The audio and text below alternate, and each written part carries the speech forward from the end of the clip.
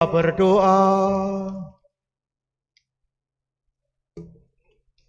Allah Bapa yang Maha Bijaksana, Engkau mengenal kami masing-masing dan mengetahui kebutuhan-kebutuhan kami.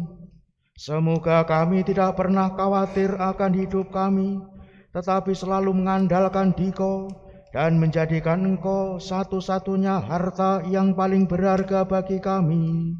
Dengan pengantaran Yesus Kristus Putramu, Tuhan kami, bersama dengan Dikau dalam persatuan Roh Kudus, hidup dan berkuasa, Allah sepanjang segala masa. Amin. Marilah kita mendengarkan sabda Tuhan.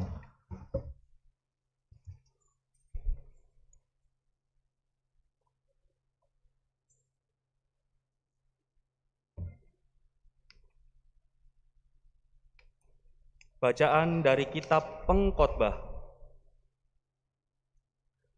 Kesia-siaan belaka, kata pengkhotbah. Sungguh kesia-siaan belaka. Segala sesuatu adalah sia-sia. Sebab kalau ada orang berlelah-lelah mencari hikmat, pengetahuan, dan kecakapan, maka ia harus meninggalkan bahagiannya kepada orang lain yang tidak berlelah-lelah untuk itu. Ini adalah kesia-siaan dan kemalangan yang besar. Apakah faedah yang diperoleh manusia dari segala usaha yang dilakukannya dengan jerih payah di bawah matahari dan dari keinginan hatinya? Seluruh hidupnya penuh kesedihan dan pekerjaannya penuh kesusahan hati. Bahkan pada malam hari, hatinya tidak tentram. Ini pun adalah kesia-siaan. Demikianlah sabda Tuhan.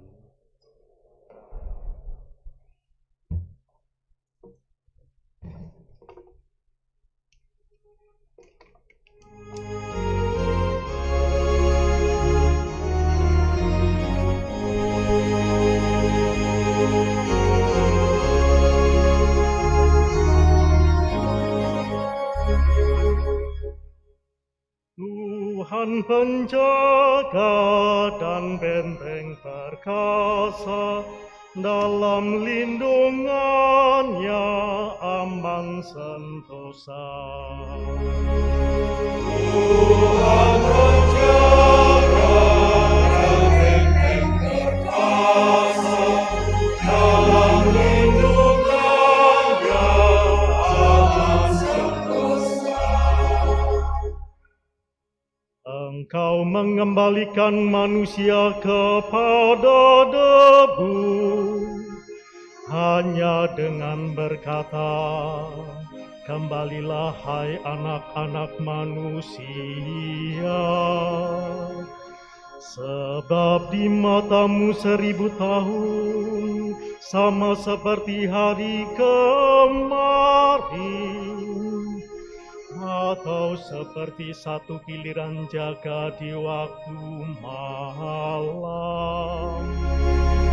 Tuhan jaga dan benteng perkasa, dalam lindungannya aman sentosa.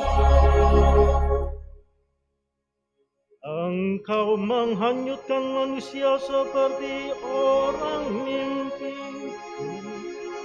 seperti rumput yang bertumbuh. Di waktu pagi tumbuh dan berkembang, di waktu petang sudah lisut dan layu. Tuhan dan benteng perkasa, dalam lindungan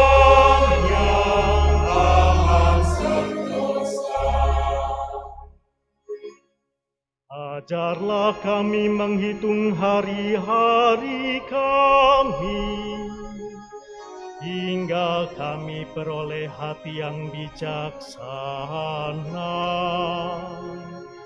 Kembalilah ya Tuhan, berapa lama lagi, dan sayangilah hamba-hamba-Mu. Tuhan menjaga dan benteng perkasa, dalam lindungannya aman sentosa. Kenyangkanlah kami di waktu pagi dengan kasih setia-Mu, supaya kami bersorak-sorai dan bersukacita sepanjang hayat. Kiranya kemurahan Tuhan melimpah atas kami. Teguhkanlah perbuatan tangan kami, ya perbuatan tangan kami teguhkanlah. Tuhan penjaga dan benteng perkasa, dalam lindungannya aman sentosa.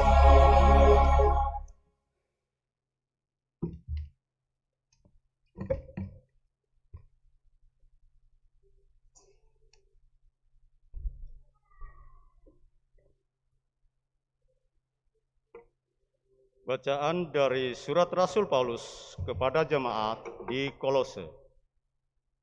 Saudara-saudara, kamu telah dibangkitkan bersama Kristus, maka carilah perkara yang di atas, di mana Kristus berada, duduk di sebelah kanan Allah. Pikirkanlah perkara yang di atas, bukan yang di bumi. Sebab kamu telah mati, dan hidupmu tersembunyi bersama dengan Kristus dalam Allah. Kristuslah hidup kita. Apabila Dia menyatakan diri kelak, kamu pun akan menyatakan diri bersama dengan Dia dalam kemuliaan. Karena itu, matikanlah dalam dirimu segala yang duniawi, yaitu percabulan, kenajisan, hawa nafsu, nafsu jahat, dan juga keserakahan yang sama dengan penyembah berhala. Jangan kamu saling mendustai, karena kamu telah menanggalkan manusia lama beserta kelakuannya, dan telah mengenakan manusia baru yang terus-menerus diperbaharui untuk memperoleh pengetahuan yang benar menurut gambar penciptanya. Dalam keadaan yang baru ini, tiada lagi orang Yunani atau orang Yahudi, orang bersunat atau tak bersunat, orang barbar atau orang Skit, budak atau orang merdeka. Yang ada hanyalah Kristus di dalam semua orang. Demikianlah sabda Tuhan.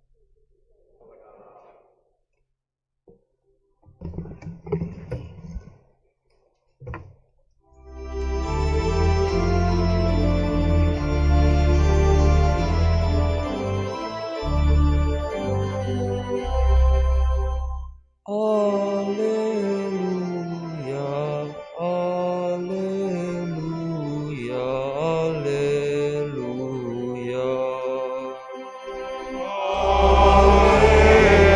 Alleluia, alleluia, alleluia. Berbahagialah orang yang miskin di hadapan Allah, karena merekalah yang mempunyai kerajaan surga. Alleluia, alleluia, alleluia. Tuhan bersamamu.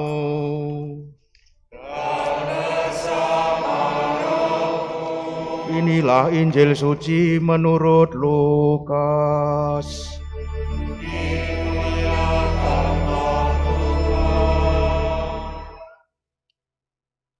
Ketika Yesus mengajar orang banyak, salah seorang dari orang banyak itu berkata kepadanya, "Guru, katakanlah kepada saudaraku supaya ia berbagi warisan dengan aku."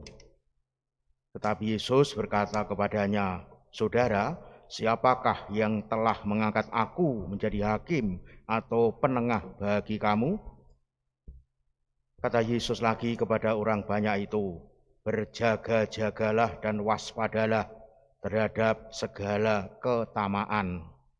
Sebab walaupun seorang berlimpah-limpah hartanya, hidupnya tidaklah tergantung pada kekayaannya itu." Kemudian Yesus menyampaikan kepada mereka perumpamaan berikut. Ada seorang kaya, tanahnya berlimpah-limpah hasilnya. Ia bertanya dalam hatinya, "Apakah yang harus aku lakukan? Sebab aku tidak mempunyai tempat untuk menyimpan segala hasil tanahku." Lalu katanya, "Inilah yang akan aku lakukan. Aku akan merombak lumbung-lumbungku, lalu mendirikan yang lebih besar, dan aku akan menyimpan di dalamnya semua gandum dan barang-barangku. Sesudah itu aku akan berkata kepada jiwaku, 'Jiwaku, engkau memiliki banyak barang, bertimbun untuk bertahun-tahun lamanya. Beristirahatlah, makanlah, minumlah, dan bersenang-senanglah.'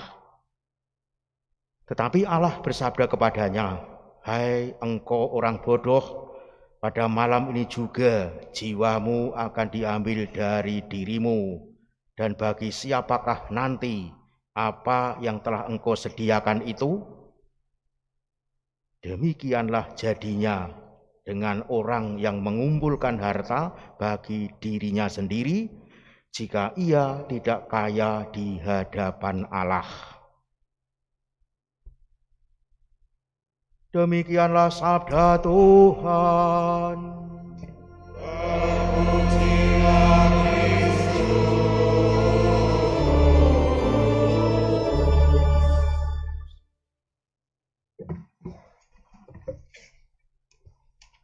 Saudara-saudari yang dikasihi Tuhan, dalam Mazmur 133 yang ditulis di zaman Raja Daud 1000 tahun sebelum tahun Masehi, berarti 3000 tahun yang lalu, pada ayat 1 dinyatakan demikian. "Sungguh alangkah baiknya dan indahnya apabila saudara-saudara diam bersama dengan rukun."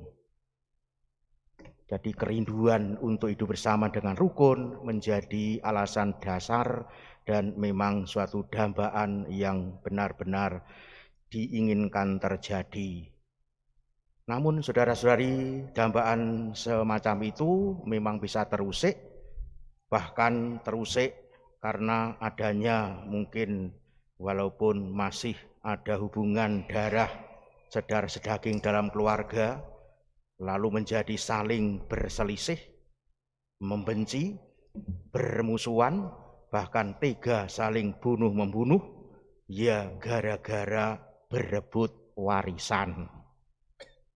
Jasad seseorang yang tadinya memiliki harta kekayaan dapat dikatakan belum dingin betul, anggota-anggota keluarganya sudah ribut sibuk dengan bermacam-macam pikiran dan rencana licik, dan serta-merta memulai mewujudkan rencana yang benar-benar digagas itu.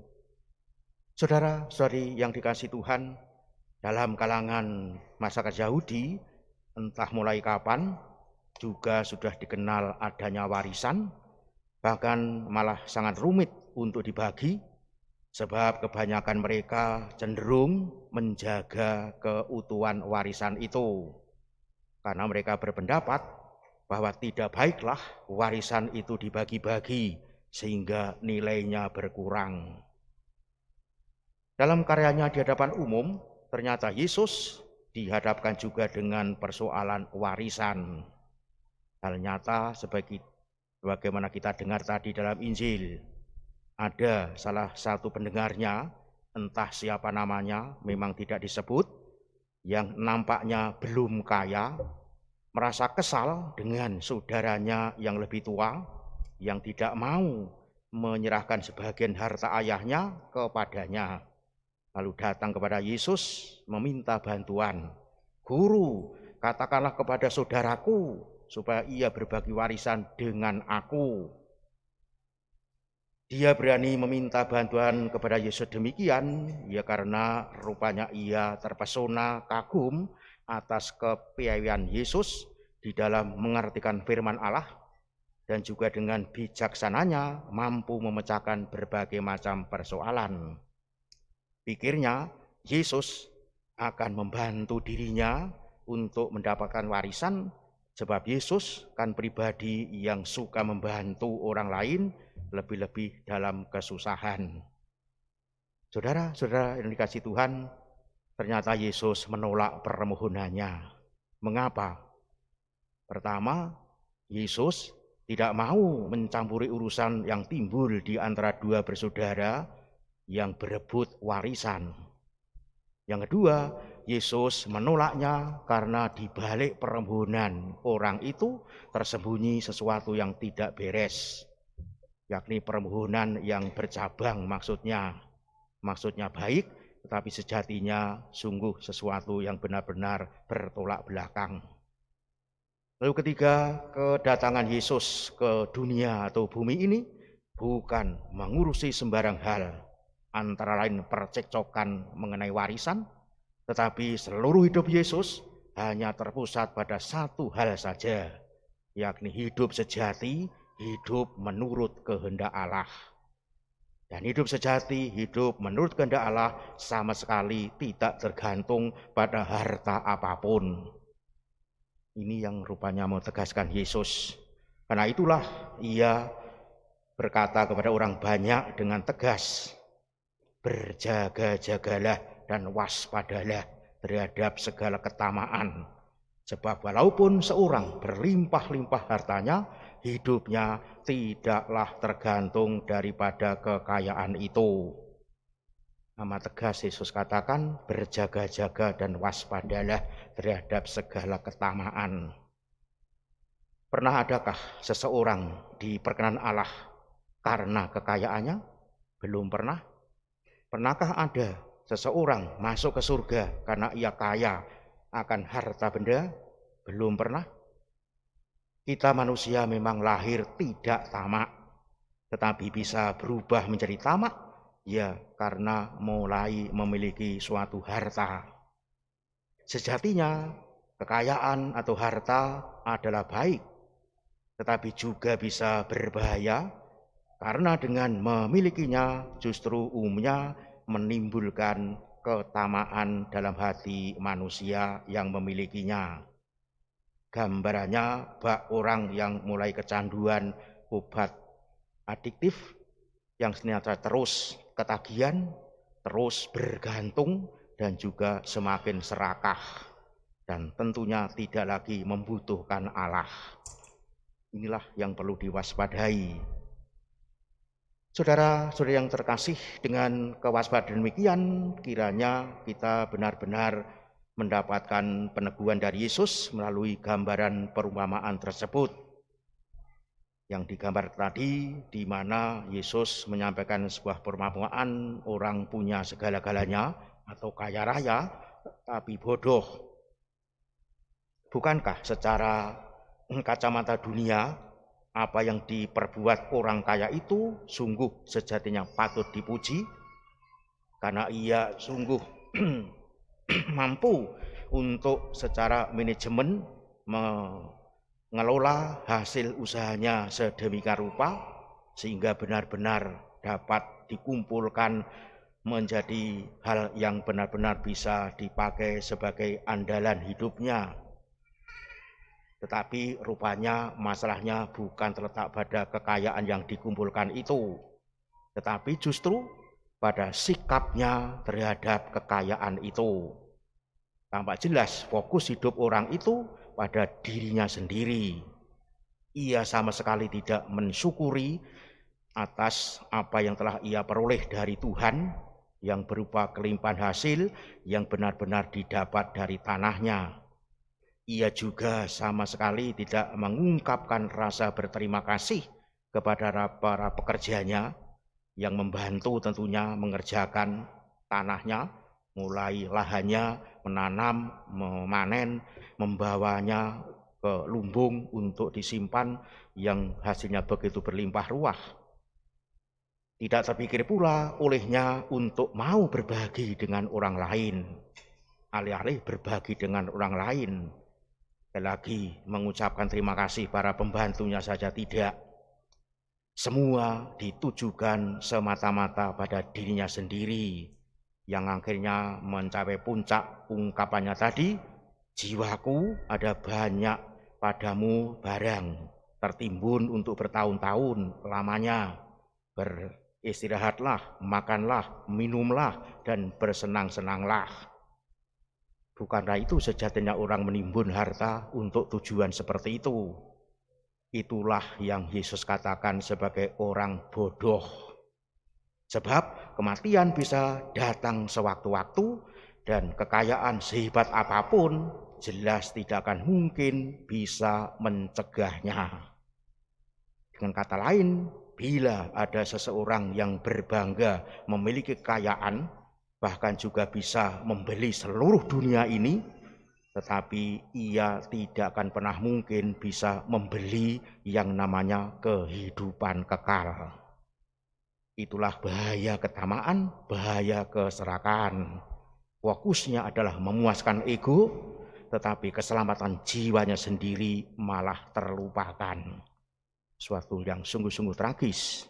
Apa gunanya hal semacam itu diperjuangkan yang dalam bacaan pertama tadi semuanya adalah sia-sia. Bangun pagi-pagi, tidur larut marang, memburu harta kekayaan, tapi itu akhirnya sia-sia, tidak menjamin keselamatan. Itulah peringatan-peringatan dalam kitab suci, tentunya patut direnungkan dalam-dalam. Saudara-saudari yang terkasih, peringatan kitab suci, tentunya juga perumpamaan ini mengingatkan kita semua sebagai manusia untuk selalu waspada. Kita pun bisa mudah tergoda untuk berpikir sama seperti orang kaya itu, yakni dengan menyimpan, mengumpulkan banyak uang, banyak harta benda yang kita banggakan seolah-olah itu akan membuat aman dan bahagia hidup kita. Padahal faktanya tidak ada harta benda ataupun kekayaan apapun yang dapat mengamankan hidup kita dan memberi kebahagiaan sejati. Yang bisa mengamankan hidup kita dan memberi kebahagiaan sejati hanyalah Tuhan semata-mata, bukan yang lain. Karena itulah mari kita jadikan kaya di hadapan Allah. Artinya mari kita berjuang memandang hidup ini dengan pandangan mata Allah dan bukan semata-mata pandangan mata manusiawi. Biarlah diri kita dimenangkan oleh kerajaan Allah dan bukan oleh harta. Mari kita wujudkan dan tentunya kita akan mampu kalau kita tetap berserah diri kepada Tuhan. Tuhan memberkati.